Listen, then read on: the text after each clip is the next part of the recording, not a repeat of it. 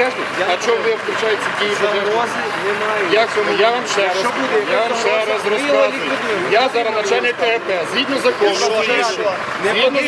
України, пожежна безпека. Я не Ви ускладнюю. зараз натравите людей, зараз буде біда. Це ви натравили людей.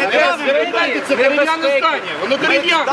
Небезпеку Ви більше палите не це, що на одній справі його не буде. Не кричіть, будь ласка, я не глухий. Я не кричу, я з вами Я нормально. вибачаюсь, я прийшов, виконую свою функцію. Добре, виконуйте. Ми не вибираємо. Чого ви що поставите? Пожежа.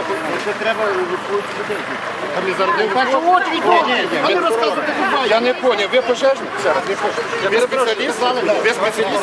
Ви спеціаліст? Ви спеціаліст? Покажіть мені посвідчення. Ні, покажіть. Будь ласка, розпірю, я вже прийшов 5 ілюстрацій. Ще 6, я можу що? Ні, відійдіть ви, а ми там не пройшли. Не толкайте мене, я вибачаю.